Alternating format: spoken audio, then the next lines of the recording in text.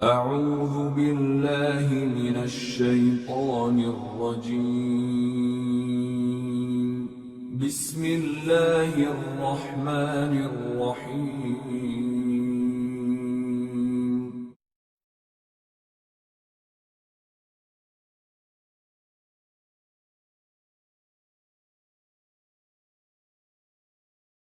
الحمد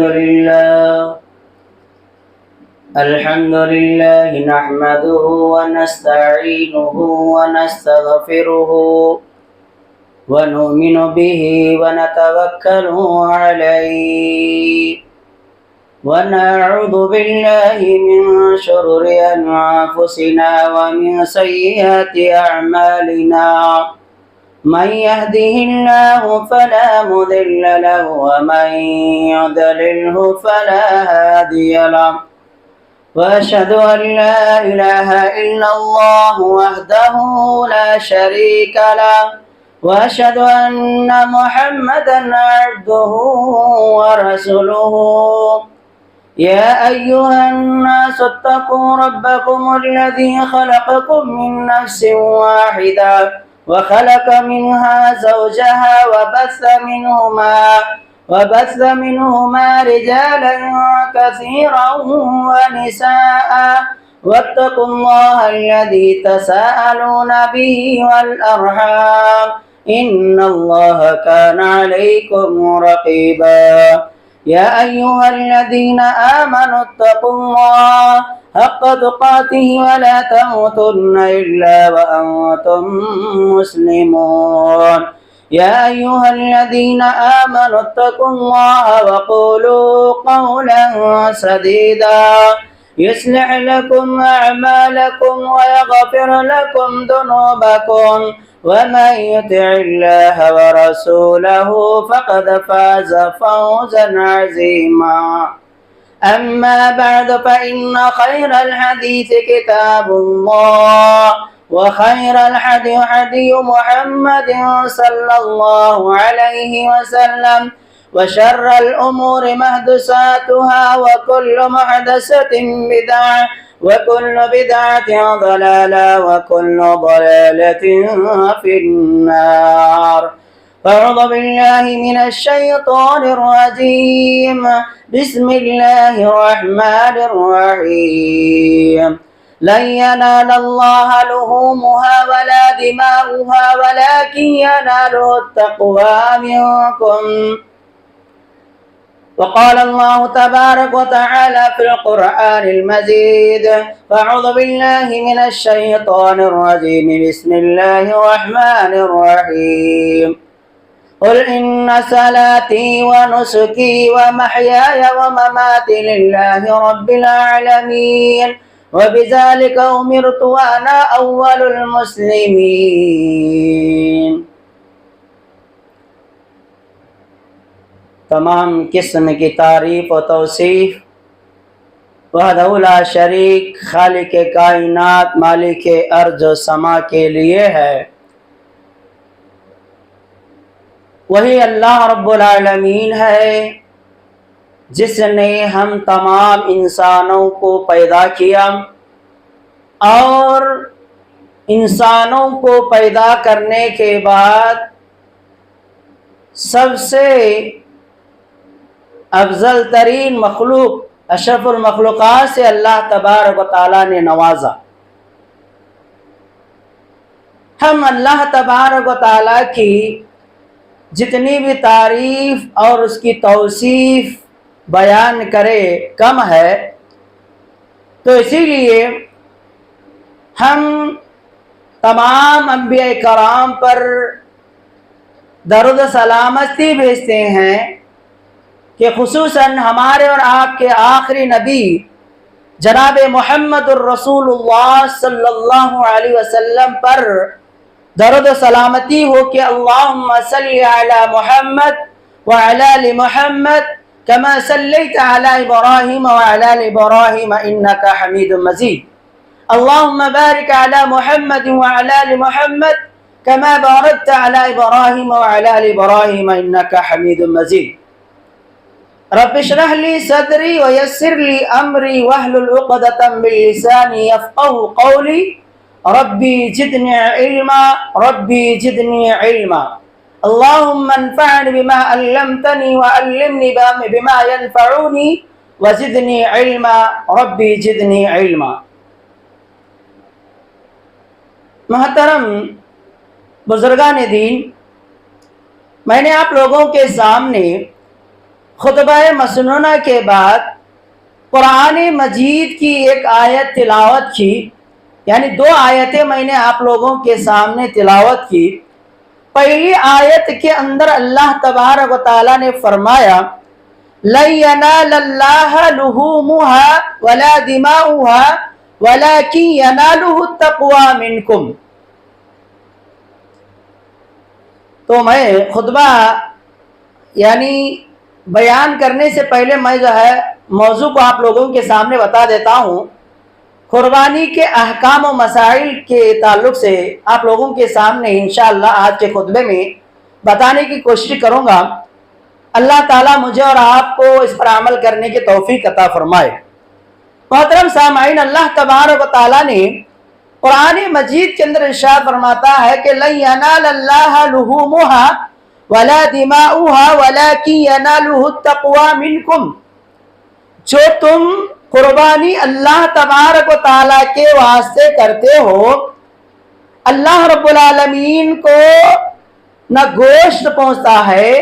نہ خون پہنچتا ہے،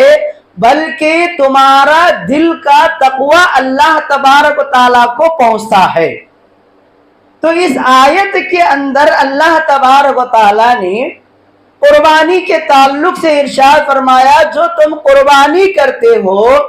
اللہ رب العالمین کو نہ گوشت پہنچتا ہے نہ خون پہنچتا ہے، بلکہ تمہارا دل کا تقوی یعنی جو تم دل کے اندر نیت کرتے ہو، تمہاری نیت اللہ تبارک و تعالیٰ کو پہنچتی ہے. تو لہذا ہم قربانی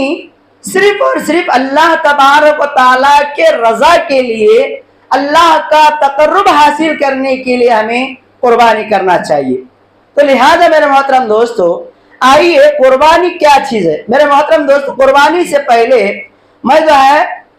کچھ باتیں عشرہ ذی الحجہ کے تعلق سے بتا کر جو ہے اس کے بعد قربانی کے احکام و مسائل بتانے کی کوشش کروں گا، تاکہ ہم جو ہے جس عشرے میں چل رہے ہیں وہ جو ہے ذی الحجہ کا عشرہ، یعنی چاند جب دیکھنے کے بعد جب پہلا عشرہ شروع ہوتا ہے تو جو ہے وہ 20 تاریخ سے لے کر 29 تاریخ تک جو ہے 10 عشرہ ذی الحجہ کہا جاتا ہے. یعنی عربی کی 1 تاریخ سے 10 تاریخ تک جو ایام ہوتے ہیں وہ افضل اور اہمیت والے ایام ہوتے ہیں. ان ایام کے اندر ہم زیادہ سے زیادہ اللہ تبارک و تعالیٰ کی عبادت کرنا ہے. اللہ رب العالمین نے قرآن کریم کے اندر ارشاد فرمایا وَمَا خَلَقْتُ الْجِنَّ وَالْإِنسَ إِلَّا لِيَعْبُدُونَ. میں نے یہ تمام انسانوں کو اور جناتوں کو اس لیے پیدا کیا کہ میری ہی عبادت کرے. تو لہذا ہر انسان کو اللہ تبارک و تعالیٰ نے اپنی عبادت کے لیے پیدا کیا ہے. تو ہر انسان اللہ تبارک و تعالیٰ کی عبادت کرنا ہے. اللہ رب العالمین کے منشا کے مطابق ہمیں اللہ کی عبادت کرنا ہے اور اس کا تقرب حاصل کرنے کے لیے اللہ کا قرب حاصل کرتے رہنا چاہیے. تو لہذا اللہ تبارک و تعالیٰ نے ہمیں جو ہے ایسی ایام عطا کرتا ہے جو افضل اور اہمیت والے ایام عطا کرتا ہے. ان ایام کے اندر، ان دنوں کے اندر جو ہے ہم زیادہ سے زیادہ اللہ تبارک و تعالیٰ کی عبادت کرنا ہے. ہمیں نیکیوں کے اندر سبقت لے جانے کی کوشش کرنا ہے. تو ان ایام کی فضیلت اللہ تبارک و تعالیٰ نے قرآن کریم کے اندر ایک مقام پر اللہ تبارک و تعالیٰ نے قسم کھا کر کے فرمایا وَالْفَجْرِ وَلَيَالٍ عَشْرٍ. قسم ہے فجر کی اور 10 راتوں کی. تو یہاں پر دیکھیے جمہور مفسرین کے نزدیک 10 راتوں سے مراد ایام ذی الحجہ یعنی ذی الحجہ عشرہ ذی الحجہ کے 10 راتیں مرادیں ہیں. اور امام کثیر رحمہ اللہ نے اپنے مفسر کے اندر، اپنے تفسیر کے اندر جو ہے اس کو صحیح قرار دیا ہے۔ تو لہٰذا ہمیں جو ہے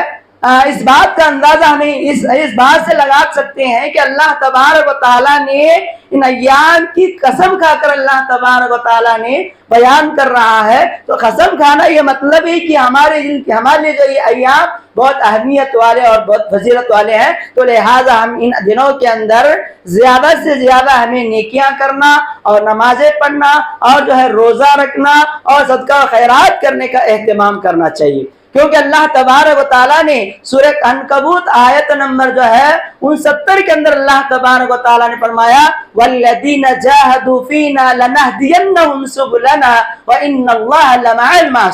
لَمَعَ الْمُحْسِنِينَ۔ اللہ تبارک و تعالیٰ فرما رہا ہے کہ جو لوگ ہمارے دین کے خاطر کوششیں کرتے ہیں، ہمارے دین کے خاطر محنتیں کرتے ہیں، ہم ان کو اپنا راستہ دکھائیں گے، اور اللہ تبارک و تعالیٰ نیک عمل کرنے والوں کے ساتھ ہے۔ تو لہٰذا اللہ تبارک و تعالیٰ سے میں دعا کرتا ہوں کہ اللہ تبارک و تعالیٰ ہمیں ان ایام کے اندر زیادہ سے زیادہ اللہ تبارک و تعالیٰ کی عبادت کرنے، اللہ تبارک و تعالیٰ کے لیے صدقہ و خیرات کرنے کے اللہ ہمیں توفیق عطا فرمائے۔ تو لہٰذا میرے محترم دوستو، ان ایام کی فضیلت میں ایک حدیث پڑھ کر کے جو ہے میں اپنے موضوع کا آگے بڑھتا ہوں۔ اللہ کے نبی صلی اللہ علیہ وسلم کی حدیث ہے کہ اگر کوئی آدمی جو ہے ان ایام کے اندر اللہ تبارک و تعالیٰ کی عبادت کرتا ہے، یہ اتنے ایام افضل ہے کہ اللہ کے نبی صلی اللہ علیہ وسلم سے پوچھا گیا، اے اللہ کے نبی صلی اللہ علیہ وسلم، کیا ان ایام کے اندر، ان دنوں کے اندر جو ہے جہاد فی سبیل اللہ کرتے ہیں تو ان سے بڑھ کر ہیں؟ تو اللہ کے نبی صلی اللہ علیہ وسلم نے فرمایا اگر کوئی آدمی جہاد بھی کرتا ہے تو اس سے فضیلت والے، اس سے جو ہے بڑھ کر کوئی چیز نہیں ہے۔ ان ایام کے اندر اللہ تبارک و تعالیٰ کی عبادت کرنا ہے، بشرط یہ کہ وہ آدمی شہید ہو جائے۔ مطلب یہ ہوا کہ جو آدمی اللہ تبارک و تعالیٰ کے راستے میں اپنے مال اور اپنی جان کو لے کر اللہ تبارک و تعالیٰ کے راستے میں شہید ہو جاتا ہے، واپس نہیں ہوتا ہے تو وہ آدمی جو ہے اس کا مقام اللہ تبارک و تعالیٰ کے نزدیک بہت بڑا بلند مقام ہے۔ لیکن ان کے علاوہ جو ہم اللہ تبارک و تعالیٰ کی عبادت کرتے ہیں، یہ جو ہے ان ایام کے اندر زیادہ سے زیادہ اہمیت ہے۔ ان ایام کو اہمیت کیوں دیا گیا ہے، ان ایام کی فضیلت کیوں دی گئی ہے؟ تو اس لیے فضیلت ہے کہ ان ایام کے اندر تمام عبادتیں مل جاتی ہیں۔ سب سے پہلے تو جو ہمیں اللہ تبارک و تعالیٰ کی توحید کو بلند کرتے ہیں کہ دیکھیے توحید، اللہ اکبر لا الہ الا اللہ واللہ اکبر۔ تو ہمیں جو ہے اس ایام کے اندر اللہ تبارک و تعالیٰ کی تکبیر بیان کرتے ہیں، اللہ تبارک و تعالیٰ کی حمد و ثنا بیان کرتے ہیں، اللہ تبارک و تعالیٰ کی کبریائی، اللہ تبارک و تعالیٰ کی بڑائی بیان کرتے ہیں۔ تو لہٰذا اس کے اندر جو ہے توحید کا درس جو دیا گیا ہے، اور اس کے بعد نماز کا بھی تذکرہ کیا گیا ہے، اور اس کے بعد جو ہے زکوٰۃ کا بھی تذکرہ کیا گیا ہے، اور اس کے بعد روزے کا بھی تذکرہ کیا گیا ہے، اور اس کے بعد جو ہے حج بیت اللہ، جہاں ہمیں کعبۃ اللہ کو جا کر جو ہے حج کر کے آتے ہیں، تو لہٰذا وہ بھی جو ہے اس کے اندر تذکرہ کیا گیا ہے۔ تو لہٰذا ان 10 دنوں کے اندر جو ہے تمام اعمال کا تذکرہ اس کے اندر کیا جاتا ہے۔ تو لہٰذا ان اعمال کی وجہ سے جو ہے ان ایام کو زیادہ سے زیادہ اہمیت دی گئی ہے، یہ افضل ایام ہیں۔ اور اسی طریقے سے اللہ کے نبی صلی اللہ علیہ وسلم کی حدیث ہے کہ اگر کوئی آدمی جو ہے، یعنی اللہ کے نبی صلی اللہ علیہ وسلم نے فرمایا کہ سب سے افضل دن جو ہے، سب سے افضل ایام جو ہے عشرہ ذی الحجہ کے ابتدائی 10 دن ہے، اور رمضان مبارک کے آخری جو ہے 10 دن جو ہے افضل ہے، اور اسی طریقے سے محرم کے 10 دن جو ہے وہ افضل ہیں۔ تو لہٰذا ہمیں اس دنوں کے اندر اللہ تبارک و تعالیٰ کی عبادت کرنا ہے، خاص جو اللہ تبارک و تعالیٰ نے، ویسے تو جو ہے ہمیں سارے دن جو ہے سارے مہینوں کے اندر اللہ تبارک و تعالیٰ کی عبادت کرنا ہے، نمازیں پڑھنا ہے، روزہ رکھنا ہے، اور جو ہے جیسے روزے ہمیں رکھتے ہیں، جیسے جو ہے مہینے کے اندر 3 روزے رکھنا ہے، نفل روزہ رکھنا ہے، اور اسی طریقے سے عرفہ کا روزہ رکھنا ہے، اور اسی طریقے سے محرم کے 2 روزے رکھنا ہے۔ اور ان دنوں کے اندر جو ہے اللہ کے نبی صلی اللہ علیہ وسلم نے فرمایا کہ 9 ذی الحجہ کو جو ہے عرفے کا روزہ رکھنا ہے۔ سوائے حاجی کے چھوڑ کر۔ جو مقیم لوگ ہوتے ہیں تو ان لوگوں نے جب یہاں عرفے کا 9 ذی الحجہ کا روزہ رکھتے ہیں تو اللہ کے نبی صلی اللہ علیہ وسلم نے فرمایا اللہ تبارک و تعالیٰ اس کے اگلے اور پچھلے گناہوں کو اللہ تبارک و تعالیٰ معاف کر دیتے ہیں، یعنی 1 سال کے پچھلے گناہوں کو اور 1 سال کے آگے گناہوں کو جو اللہ تبارک و تعالیٰ ایک روزہ رکھنے کی وجہ سے اس کے گناہوں کو اللہ تبارک و تعالیٰ معاف فرما دیتے ہیں۔ تو ویسے تو جو ہے نفل روزے اگر ہم رکھ لیں گے تو اللہ کے نبی صلی اللہ علیہ وسلم کی حدیث ہے کہ اگر کوئی آدمی ایک نفل روزہ رکھتا ہے تو اللہ تبارک و تعالیٰ اسے جہنم سے 70 سال کی مسافت سے دور رکھے گا۔ تو اللہ اکبر، دیکھیے جو ہے نفل روزے کتنی بڑی ہے۔ ویسے تو رمضان مبارک کے ہمیں 30 روزے رکھ لیتے ہیں، لیکن جو ہے رمضان کے علاوہ نفل روزوں کا اہتمام کرنے کی ہمیں کوشش کرنا ہے۔ تو لہٰذا اس کے اندر جو ہے ہمیں روزے رکھنا ہے اور اس کے بعد نمازوں کا اہتمام کرنا ہے اور اس کے بعد صدقہ و خیرات کرنا ہے، اور جو ہے اس کے اندر ایک بڑی اہمیت والی دن یعنی قربانی کے دن جو ہے 10 ذی الحجہ کو قربانی کیا جاتا ہے، وہ بہت بڑی جو ہے فضیلت ہے، بہت بڑی فضیلت ہے قربانی کی۔ اللہ کے نبی صلی اللہ علیہ وسلم فرماتے ہیں کہ اس 10 ذی الحجہ کو اللہ تبارک و تعالیٰ کے نزدیک جو ہے خون بہانے سے زیادہ افضل نہیں ہے۔ تو لہٰذا ہمیں جو ہے قربانی جو ہم کرتے ہیں صرف اور صرف اللہ تبارک و تعالیٰ کی رضا کے لیے، اللہ تبارک و تعالیٰ کا تقرب حاصل کرنے کے لیے جو ہے ہمیں قربانی کرتے ہیں۔ اللہ کے نبی صلی اللہ علیہ وسلم سے پوچھا گیا کہ اے اللہ کے نبی صلی اللہ علیہ وسلم یہ قربانیاں کیا ہیں؟ قربانی کس چیز کا نام ہے؟ اللہ کے نبی صلی اللہ علیہ وسلم نے فرمایا یہ قربانی تمہارے باپ حضرت ابراہیم علیہ السلام کی سنت ہے، تمہارے باپ حضرت ابراہیم علیہ السلام کی سنت ہے۔ تو لہذا نبی کریم صلی اللہ علیہ وسلم نے فرمایا کہ میں نے بھی جو ہے حضرت ابراہیم علیہ السلام کی اتباع کی ہے، میں نے بھی جو ہے قربانیاں کی ہے، تو لہذا تم بھی جو ہے قربانیاں کیا کرو۔ تو لہذا نبی کریم صلی اللہ علیہ وسلم نے اپنے ہاتھوں سے بہت سارے اونٹوں کو ذبح کیے، بہت سارے جانوروں کو اللہ کے نبی صلی اللہ علیہ وسلم نے ذبح کیے۔ تو لہذا ہمیں بھی پتہ چلتا ہے کہ قربانی جو ہے حضرت ابراہیم علیہ السلام کی سنت ہے، ہم اس سنت کو زندہ کرنے کے لیے قربانی کرنا چاہیے۔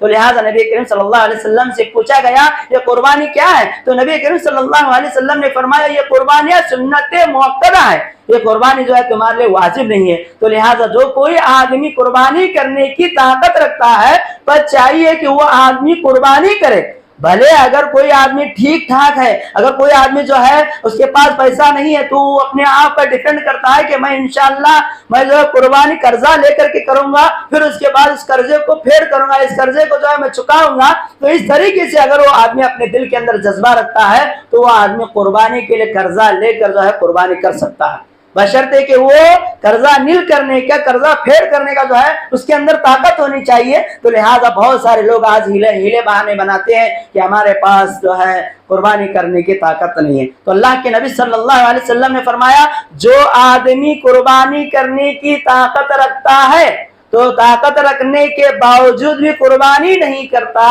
تو وہ ہمارے مصلی کے قریب نہ آئے، ہمارے عیدگاہ کے قریب نہ آئے۔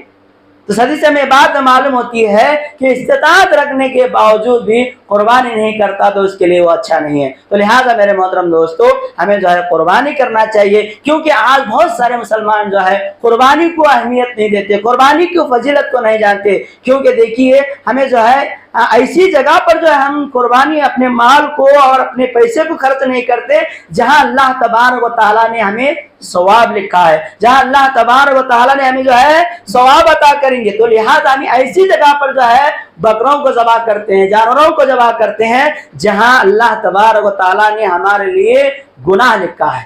جیسے جو ہے غیر اللہ کے نام پر ذبح کرتے ہیں، درگاہوں کے نام پر جو ہے بکرے ذبح کرتے ہیں اور منتیں مانگتے ہیں، نظر و نیاز مانگتے ہیں۔ جب ہماری نظر و نیاز جو ہے حالانکہ اللہ تبارک و تعالیٰ ہماری نظر و نیاز کو پورا کرنے والا ہے، اللہ تبارک و تعالیٰ سب کچھ کرنے والی ذات اللہ کی ہے، جب ہماری نیاز جو ہے ہم نیاز مانگتے ہیں وہاں جا کر بکرے ذبح کر دیتے ہیں غیر اللہ کے نام سے۔ اللہ کے نبی صلی اللہ علیہ وسلم فرماتے ہیں من ذبح لغیر اللہ فقد اشرک، جس نے غیر اللہ کے لیے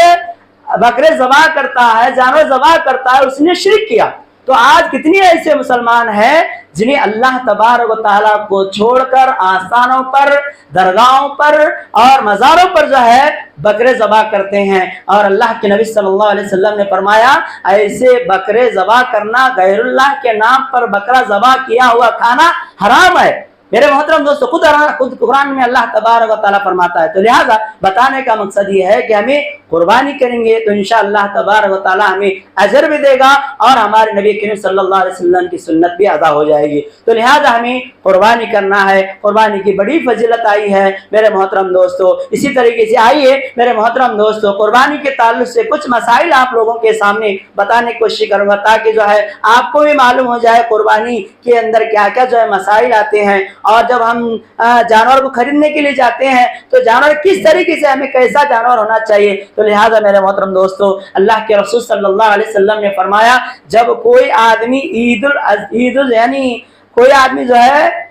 जिलहिज्जा का चांद देखता है, जिलहिज्जा का चांद 1 तारीख को नजर आया यानी 20 तारीख को जो है नजर आया, वहां अगर चांद देखने के बाद जो है कोई आदमी जानवर कुर्बानी करने का इरादा करता है या नहीं रखता हो, इरादा रखता हो, उस आदमी के लिए जरूरी है कि जब जिलहिज्जा का चांद देखने के बाद वो आदमी न बाल कटवाए और न हजामत करवाए और नाखून भी नहीं तराशना चाहिए।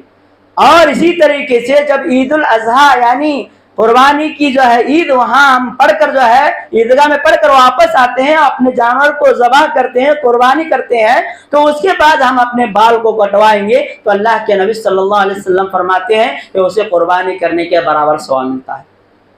तो लिहाजा हम जो है अभी भी आपके सामने, अगर कोई आदमी ऐसा छोड़ दिया तो आप ना बाल कटवाए और ना नाखून तराशे, बल्कि ईद के बाद जो है अपने बालों को कटवा दे और नाखून को तराशे, इंशाअल्लाह तबारक व तआला आपको सवाब मिलता है। और इसी तरीके से मेरे मोहतरम दोस्तों, बकरा कैसा होना चाहिए, बकरा जो है जब हम खरीदते हैं तो बकरा हमें कैसा खरीदना चाहिए। कुर्बानी के लिए अल्लाह के नबी सल्लल्लाहु अलैहि वसल्लम फरमाते हैं कि ऊंट और गाय, बकरा और दुम्बा, इन जानवरों की कुर्बानी हम कर सकते हैं। अगर ऊंट है तो ऊंटनी, जहां मुज़क्कर है मुअन्नस भी जो है हम कुर्बानी कर सकते हैं, ऊंट और ऊंटनी, गाय और बैल, और इसी तरीके से बकरा और बकरी, दुम्बा और दुम्बी जो है, इस तरीके से जो है हमें भेड़ और भेड़ी, इस तरीके से जो है हमें मुज़क्कर और मुअन्नस, मर्द और औरत इस तरीके से जो है उसके जानवरों के अंदर पाया जाता है। तो हमें इन जानवरों की कुर्बानी कर सकते हैं क्योंकि अल्लाह तबारक व तआला ने इन्हें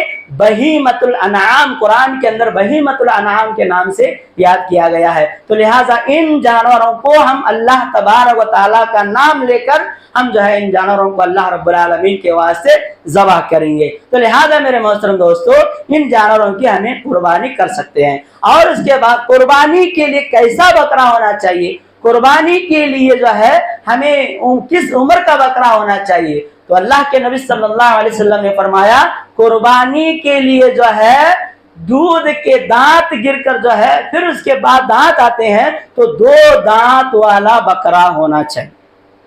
कितने दांत वाला? 2 दांत वाला हमें बकरा लेना चाहिए। और इसी तरीके से अगर कोई आदमी इस्तिताअत नहीं रखता, उसके पास पैसे नहीं है, ताकत नहीं है, तो वो 1 साल का भी बकरा खरीद सकता है, बशर्ते कि वो हट्टा खट्टा मोटा ताजा होना चाहिए। तो लिहाजा हम जो है बकरा खरीद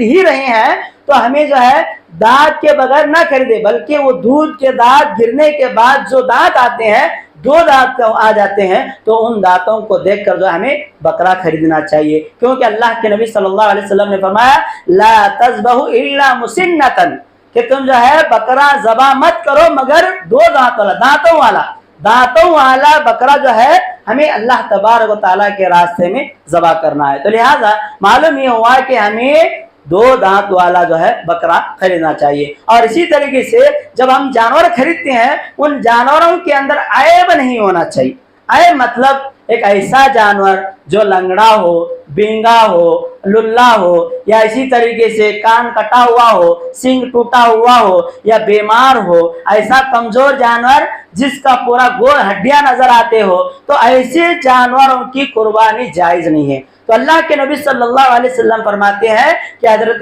बरा इब्न आजिब रजी अल्लाह ताला से रिवायत है कि नबी करीम सल्लल्लाहु अलैहि वसल्लम ने फरमाया 4 किस्म की जानवरों की कुर्बानी जायज नहीं है।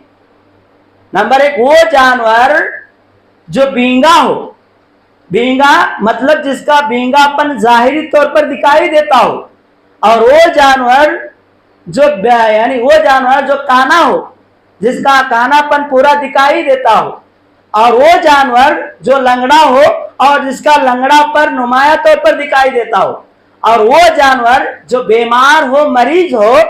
ایسا جانور جو ظاہری طور پر انسان کو دکھائی دیتا ہو، تو ایسا جانور جس کے پورا جو ہے گوشت نظر نہیں آتا ہے، تو ایسے جانوروں کی قربانی اللہ تبارک و تعالیٰ کو قابل قبول نہیں ہے، کیونکہ اللہ تبارک و تعالیٰ فرماتا ہے کہ لن تنالوا البر حتى تنفقوا مما تحبون، کہ ہم اللہ تبارک و تعالیٰ کے راستے میں ایسی چیز کو پسند کرنا ہے، یعنی ایسی چیز کو خرچ کرنا ہے جو ہم اپنے لیے پسند کرتے ہیں، وہی اللہ تبارک و تعالیٰ کے راستے میں اس جانور کو خرید کر جو ہے اللہ کی راہ میں خرچ کرنا ہے۔ تو اللہ تبارک و تعالیٰ کے راستے میں ذبح کرنا ہے۔ جب ہم ذبح کرتے ہیں تو اللہ کو راضی کرنے کے لیے، اللہ تبارک و تعالیٰ کو خوش کرنے کے لیے، اللہ کا تقرب حاصل کرنے کے لیے ہمیں جو ہے قربانی کرنا ہے، نہ کہ دکھاوے کے واسطے، کیونکہ اللہ تبارک و تعالیٰ فرماتا ہے کہ لن ینال اللہ لحومها ولا دماؤها ولکن ینالہ التقوی منکم، اللہ تبارک و تعالیٰ کو نہ گوشت پہنچتا ہے، نہ خون پہنچتا ہے، بلکہ تمہارا دل کا تقوی پہنچتا ہے۔ تو لہٰذا پتہ چلا کہ جو بھی عبادتیں ہیں، نماز پڑھنا ہے، روزہ رکھنا ہے، قربانی کرنا ہے، یہ سب جو ہے تمہارے نیتوں پر ڈیپینڈ ہوتا ہے۔ تمہاری نیت اگر دکھاوے کے واسطے ہے تو اللہ تبارک و تعالیٰ تمہاری قربانی تمہارے منہ پر مار دے گا، اللہ تبارک و تعالیٰ تمہاری نماز تمہارے منہ پر مار دے گا، تمہارے صدقہ و خیرات تمہارے منہ پر مار دے گا۔ تو لہٰذا ہمیں جو ہے صرف اور صرف اللہ تبارک و تعالیٰ کو خوش کرنے کے لیے جو ہے ہمیں اللہ رب العالمین کے راضی کرنے کے لیے ہمیں قربانی کرنا چاہیے، کیونکہ اللہ تبارک و تعالیٰ نے قرآن کریم کے اندر ارشاد فرماتا ہے قل ان صلاتی ونسکی ومحیای ومماتی للہ رب العالمین لا شریک لہ وبذالک امرت وانا اول المسلمین۔ اللہ تبارک و تعالیٰ نے قرآن کریم کے اندر جناب محمد الرسول اللہ صلی اللہ علیہ وسلم سے کہہ رہا ہے، قل کہہ دیجئے اے محمد صلی اللہ علیہ وسلم، ان صلاتی، بے شک میری نماز، اللہ تبارک و تعالیٰ محمد صلی اللہ علیہ وسلم سے کہہ رہا ہے کہ ان صلاتی، کہ بے شک میری نماز، میرے قربانی، میرا جینا، میرا مرنا صرف اور صرف اللہ تبارک و تعالیٰ کے لیے ہے، اور اللہ تبارک و تعالیٰ کا کوئی شریک نہیں ہے، اور مجھے حکم دیا گیا ہے کہ میں جو ہے سب سے پہلے مسلمانوں میں سے۔ تو لہذا میرے محترم دوستو، یہاں پر دیکھیے کہ نبی کریم صلی اللہ تبارک و تعالیٰ قرآن کریم کے اندر یہ فرما رہا ہے کہ بے شک میری نماز، میری قربانی، میرا مرنا، میرا جینا صرف اور صرف اللہ کے لیے ہو۔ ہم قربانی کرنا ہے اللہ تبارک و تعالیٰ کے لیے، نماز پڑھنا ہے تو اللہ تبارک و تعالیٰ کے لیے، ہماری جو زندگی ہے اللہ تبارک و تعالیٰ نے ہمیں عطا کیا ہے، اس زندگی کو اللہ تبارک و تعالیٰ کی، اللہ رب العالمین کی عبادت میں گزارنا ہے، اور ہماری جو موت، جب ہمیں موت آئی تو اللہ تبارک و تعالیٰ ہی کے لیے ہمیں جو ہے مرنا ہے۔ تو لہٰذا میرے محترم دوستو، ہمیں جو ہے کیونکہ اللہ تبارک و تعالیٰ نے قرآن کریم کے اندر ارشاد فرمایا وَمَا أُمِرُوا إِلَّا لِيَعْبُدُوا اللَّهَ مُخْلِصِينَ لَهُ الدِّينَ، کہ ہمیں جو بھی عمل کرنا ہے تو اللہ تبارک و تعالیٰ کے لیے خالص عمل جو ہے ہمیں اللہ رب العالمین کے لیے کریں گے۔ تو لہٰذا اس کے اندر دکھاوا نہیں ہونا چاہیے، ریاکاری نہیں ہونا چاہیے۔ آج کل بہت سارے جو لوگ بکرے خریدتے ہیں تو دکھاوے کے واسطے خریدتے ہیں، ریاکاری کے واسطے خریدتے ہیں۔ تو لہٰذا ہم جو ہے قربانی اس وجہ سے کرتے ہیں کہ اللہ تبارک و تعالیٰ کے راستے میں جانور کو اس وجہ سے خریدتے ہیں کہ کل جو ہے وقت آنے پر اپنی مال کی قربانی دینی ہوگی، اپنی جان کی قربانی دینی ہوگی، اپنے وقت کی قربانی دینی ہوگی، کیونکہ حضرت ابراہیم علیہ السلام نے وقت آنے پر جو ہے اپنے ماں باپ سے الگ ہو گئے۔ حضرت ابراہیم علیہ السلام اپنے باپ کو چھوڑ دیے، اپنے رشتہ داروں کو چھوڑ دیے، اپنے خاندان والوں کو چھوڑ دیے اور شہر سے نکل گئے، اور یہاں تک کہ ان کے اوپر جو ہے کتنے تکلیفیں مصیبتیں آئیں، ان کو آزمائشوں کے اندر جو ہے ان کے اوپر آزمائشیں آئیں، لیکن وہ برداشت کرتے رہے۔ تو لہٰذا میرے محترم دوست، حضرت ابراہیم علیہ السلام نے اپنے مال کو، اپنے جان کو، تن من دھن کو جو ہے بازی لگا دیا۔ تو وقت آنے پر بھی جو ہے ہم اپنے جان کی قربانی دینا ہے۔ تو لہٰذا میرے محترم دوستو قربانی یہ جو ہے حضرت ابراہیم علیہ السلام کی سنت ہے۔ میرے محترم دوستو میں بتا رہا تھا کہ قربانی کے مسائل میں سے ایک مسئلہ یہ ہے کہ جو ہے قربانی جب تم کر رہے ہو تو لہٰذا قربانی گھر والوں کی طرف سے ایک بکرا ہم جو ہے کر سکتے ہیں۔ گائے یعنی قربانی گھر والوں کی طرف سے ایک بکرا، اگر گائے ہے تو اس کے اندر 7 حصے مل سکتے ہیں، 7 حصے۔ اگر اونٹ آپ لوگ ذبح کر رہے ہیں تو اس کے اندر 7 سے لے کر جو ہے 10 حصے جو ہے 10 لوگ جو ہے مل کر قربانی کر سکتے ہیں۔ تو لہٰذا میرے محترم دوستو بتانے کا مقصد یہ ہے قربانی کے بہت سارے مسئلے مسائل ہیں، تو ہمیں جو ہے پڑھنے کی کوشش کرنا ہے اور بیانات کو سن پر جو ہے اس پر عمل بھی کرنے کی کوشش کرنا ہے۔ تو لہٰذا اسی طریقے سے اللہ کے نبی صلی اللہ علیہ وسلم نے فرمایا کہ جب ہم عید الاضحیٰ کے لیے قربانی کا جب ہم جو ہے 10ویں ذی الحجہ کو عید بنانے کے لیے عیدگاہ نکلتے ہیں تو اللہ کے نبی صلی اللہ علیہ وسلم جو ہے عید الفطر کے دن جو ہے کچھ کھجوریں تعداد میں کھا کر کے جو ہے عیدگاہ نکلتے تھے، عیدگاہ کو جایا کرتے تھے، اور ایک راستے سے جاتے تھے تکبیرات بولتے ہوئے عیدگاہ جاتے تھے اور دوسرے راستے سے تکبیرات بولتے ہوئے آتے تھے۔ تو لہٰذا ہمیں عید کے دن جو ہے ہمیں عید الفطر کے دن جو ہے اللہ کے نبی صلی اللہ علیہ وسلم تعداد میں کھجوریں 1 3 7 1 3 5 7 اس طریقے سے جو ہے اللہ کے نبی صلی اللہ علیہ وسلم کھجوروں کو کھا کر جو ہے عیدگاہ جایا کرتے تھے۔ لیکن عید الاضحیٰ میں یعنی قربانی کی جو عید ہے اس کے اندر جو ہے اللہ کے نبی صلی اللہ علیہ وسلم کچھ نہیں کھاتے تھے، ایسا ہی جو ہے عیدگاہ چلے جاتے تھے اور اس کے بعد نماز پڑھنے کے بعد جو ہے نماز پڑھنے کے بعد آ کر جو ہے جانور کو بکرے کو ذبح کر کے جو ہے بکرے کا گوشت کھا کر کے جو ہے آپ جو ہے اس سے افطار کر لیتے تھے، یعنی روزے کو چھوڑ دیتے تھے۔ تو لہٰذا میرے محترم دوست سے تو جو ہے ویسے تو لہٰذا ہمیں اسی طریقے سے آج کل بہت سارے لوگ جو ہے جب ہمیں حصہ ملتے ہیں تو قصائی لوگ کیا کرتے ہیں عید سے پہلے جانور کو ذبح کر دیتے ہیں۔ عید سے پہلے ہم تو دیکھتے نہیں، ہم حصہ مل کر کے جو ہے حصہ دے کر کے پیسہ دے کر بیٹھ جاتے ہیں، لیکن قصائی لوگ جو ہوتے ہیں عیدگاہ ابھی عید نہیں ہوتی ہے اس سے پہلے جو ہے جانوروں کو ذبح کر کے گوشت کٹ کر کے رکھ دیتے ہیں۔ تو میرے محترم دوست اللہ کے نبی صلی اللہ علیہ وسلم نے فرمایا، ایک مرتبہ اللہ کے نبی صلی اللہ علیہ وسلم حضرت جندب بن سفیان رضی اللہ تعالیٰ نے بیان کرتے ہیں کہ نبی کریم صلی اللہ علیہ وسلم کے ساتھ وہ عید الاضحیٰ کی نماز پڑھنے کے لیے گئے تھے۔ جب نبی کریم صلی اللہ علیہ وسلم عید الاضحیٰ کی نماز پڑھ کے واپس آئے، دیکھ رہے ہیں کہ بہت سارے لوگ جو ہے گوشت جو ہے ذبح کی یعنی بکرے کو ذبح کر کے گوشت جو ہے لے کر بیٹھے ہوئے ہیں۔ تو نبی کریم صلی اللہ علیہ وسلم نے دیکھا کہ یہ جو ہے عام گوشت ہے، یہ قربانی کا گوشت نہیں ہے، یہ عام گوشت ہے۔ تو لہٰذا نبی کریم صلی اللہ علیہ وسلم نے فرمایا جس آدمی نے عید سے پہلے جانوروں کو ذبح کیا ہے وہ عام گوشت ہے، عام کھانے کا گوشت ہے، وہ قربانی کا گوشت نہیں ہے۔ جو کوئی بھی آدمی عید سے پہلے جانور کو ذبح کرتا ہے تو وہ آدمی پھر جو ہے عید کے بعد ذبح کرے، کیونکہ اس نے قربانی نہیں کی۔ اور اسی طریقے سے برا ابن عازب رضی اللہ تعالیٰ بیان کرتے ہیں، وہ کہتے ہیں کہ میرے خالو جو ہے عید سے پہلے قربانی کیے تھے، یعنی عید سے پہلے بکرا ذبح کیے تھے۔ میں نے اللہ کے نبی صلی اللہ علیہ وسلم سے پوچھا، اے اللہ کے نبی صلی اللہ علیہ وسلم میرے خالو جو ہے